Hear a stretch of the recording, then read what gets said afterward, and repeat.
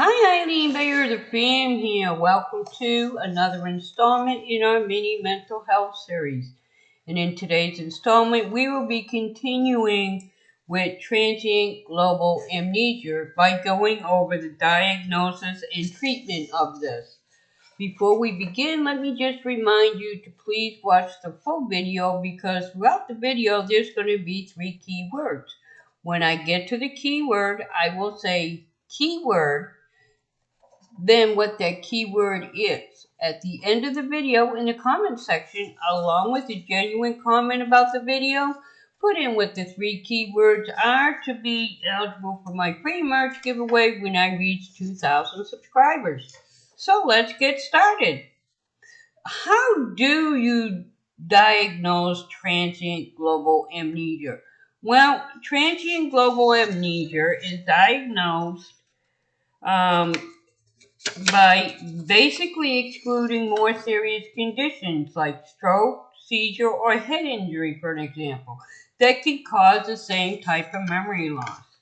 Now, the physical exam that's done for this is the process will begin with a keyword neurological exam, checking reflexes, muscle tone, muscle strength, sensory function, gait, posture, coordination, and balance. The doctor may also ask questions to test thinking, judgment, and memory. They also do brain and imaging tests, which would be the next step in the process of diagnosing it. So after they do the physical exam, they will do an MRI, keyword magnetic resonance imaging, which is a technique that uses a magnetic field and radio waves to create detailed cross-sectioned images of the brain. The MRI machine could combine these slices to produce 3D images that may be viewed from many different angles. Another thing they may do is a computerized tomography, which is otherwise known as a CT scan. Using special X-ray equipment, your doctor obtains images from many different angles and joins them together to show cross-sectional images of the brain and the skull. CT scans can reveal abnormalities in the brain structure, including narrowed, overstretched, or broken blood vessels in past strokes. They may also do an EEG, otherwise known as an electroencephalogram. Excuse my English, big words are hard for me. An EEG record records the brain's electrical activity via electrodes attached to the scalp.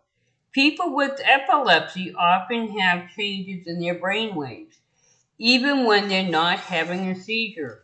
The test is usually ordered if you've had one or more episodes of transient global amnesia or if your doctor suspects that you're having seizures.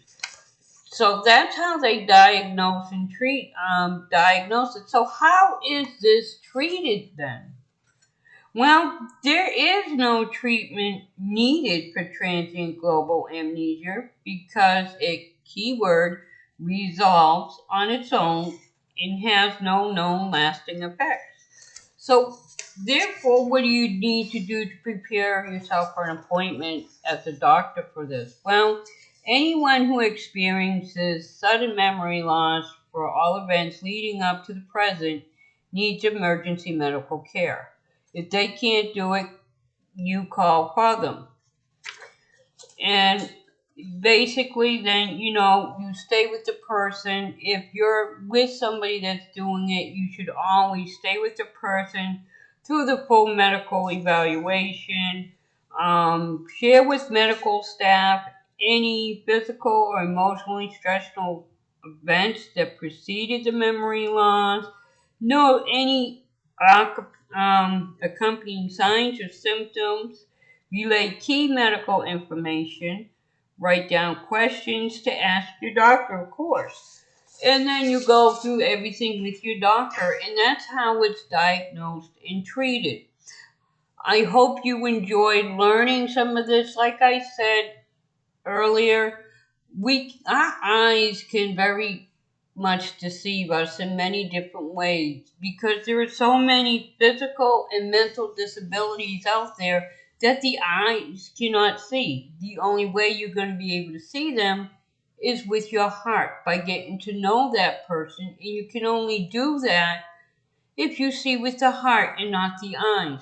So to remember that. And before I leave, remember you are very important. You matter.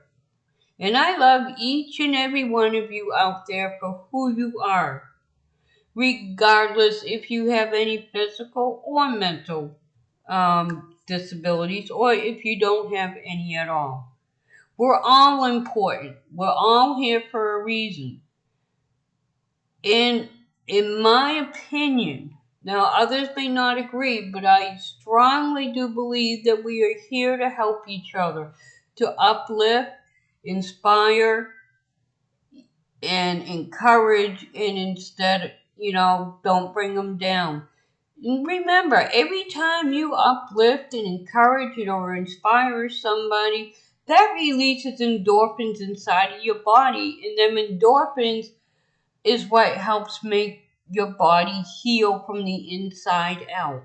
Now, on the other hand, because there's two sides to every coin, on the other hand, if we tear people down and attack them, we release toxic chemicals like into our body, and that's why a lot of people are more sicker than others because they have like a toxic lifestyle. So their body's not getting that healing from within because they are so toxic.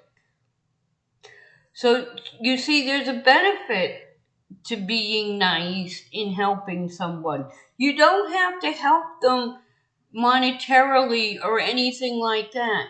Help them by being a good friend, by when they need encouraging, encourage them, uplift them, and inspire them to be the best that they can be. That's all anybody needs is love and understanding. We don't have to help each other with money or gifts or anything like that. Love is the best gift of all, and there's many different types of love. There's the love you have for your family, the love you have for your spouse, the love you have for your immediate family, and then you have the love you have for your friends. So you see, it's so much easier. So I just want to remind you to always see with your heart and not with your eyes. And until we see each other again, I love you all. Have a great and awesome day. Bye.